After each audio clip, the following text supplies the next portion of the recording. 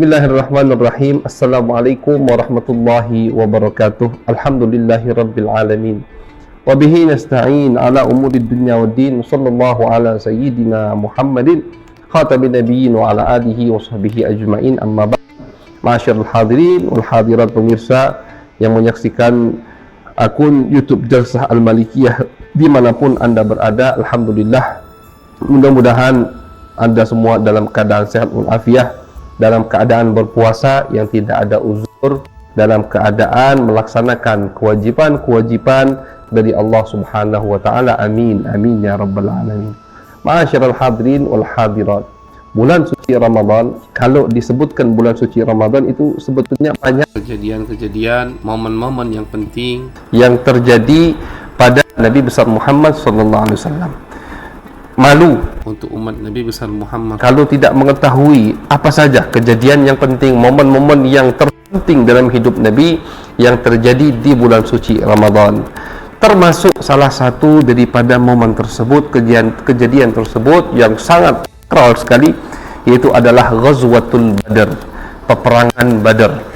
Dinamakan peperangan ini Badrul Kubra, peperangan Badr yang sangat besar, karena dulunya sempat ada peperangan Badar yang kecil, tidak terjadi peperangan di situ. Nah, yang kedua kali ini terjadi peperangan Badar, Badrul Kubra, yang mana peperangan Badar ini terjadi di tahun 2 Hijriah setelah Nabi besar Muhammad SAW hijrah ke kota Madinah. Karena kita ketahui Nabi Muhammad SAW selama berdakwah di kota Mekah 13 tahun belum diizinkan untuk jihad di jalan Allah Subhanahu wa taala, belum diizinkan oleh Allah untuk berperang, belum diizinkan oleh Allah Subhanahu wa taala untuk mengangkat senjatanya.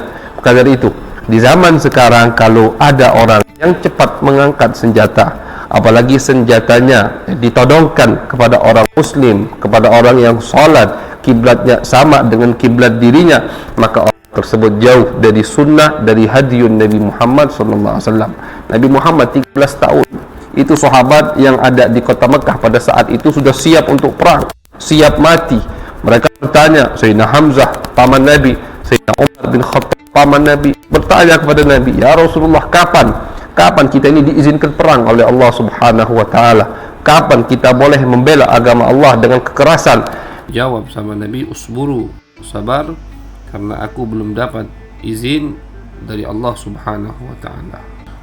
Setelah Nabi 13 tahun berdakwah dengan lemah lembut, bijaksana, dengan sabar, sampailah Nabi hijrah ke kota Madinah. Di tahun pertama sudah turun ayat suci Al-Quran yang memberi izin untuk Nabi besar Muhammad dan sahabat berperang di jalan Allah Subhanahu wa ta'ala. Bi'annahum zulimu, kata Allah, telah diizinkan untuk mereka berperang. Kenapa alasannya? Karena mereka dulu yang memulai berperang? Tidak, tapi karena mereka terzalimi.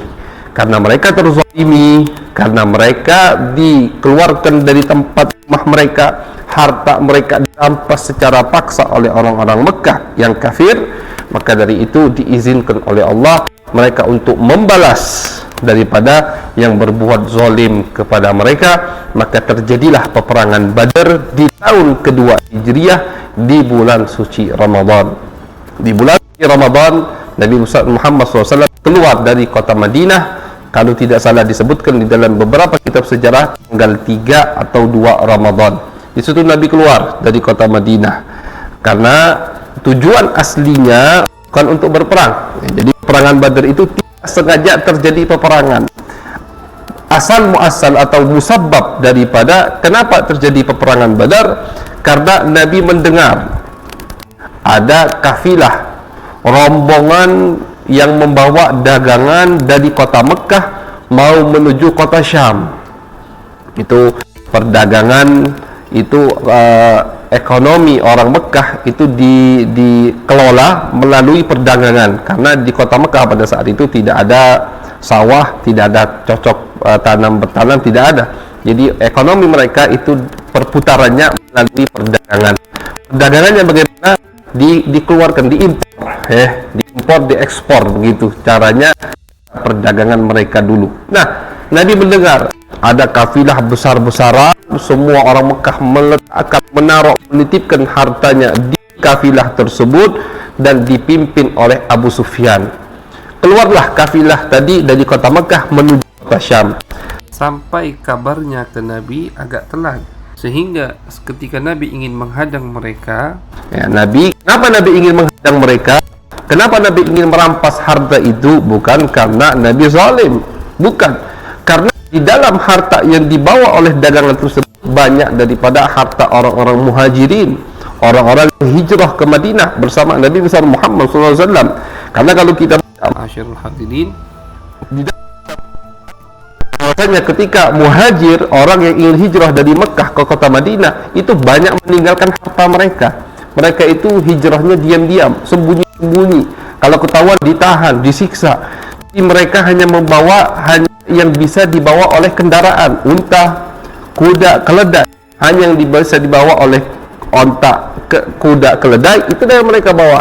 Sisa dari kambing ratusan, rumah, berapa rumah, tanah, berapa kapling, itu semua ditinggalkan oleh muhajir, diambil oleh orang Mekah yang kafir. Karena menurut mereka ini orang meninggalkan hartanya, ikut dengan Muhammad ke Madinah, maka yang dia tinggalkan itu milik kita semua. Nah, dari situlah kenapa Nabi besar Muhammad SAW ingin menghadang setiap ada kafilah dagangan yang keluar dari kota Mekah menuju kota Syam, dan pasti melewati kota Madinah, karena letak kota Madinah itu berada di tengah-tengah antara Mekah dan Syam. Di setiap Nabi mendengar ada kafilah, ada rombongan yang membawa dagangan banyak keluar dari Mekah menuju Syam, selalu dihadang oleh Nabi besar Muhammad sallallahu alaihi wasallam. Cuman pada saat itu kabarnya telat sampai pada Nabi, sehingga Nabi besar Muhammad SAW ketinggalan. Kafilah itu sudah lewat, ditunggu pulangnya oleh Nabi besar Muhammad SAW, yang insya Allah akan kita lanjutkan cerita ini di episode berikutnya. Mudah-mudahan kita diberikan keberkahan oleh Allah Subhanahu wa taala. Amin ya rabbal alamin. Sallallahu ala sayyidina Muhammadin wa ala alihi wa sahbihi wa baraka wa sallam, walhamdulillahi rabbil alamin. Assalamualaikum warahmatullahi wabarakatuh.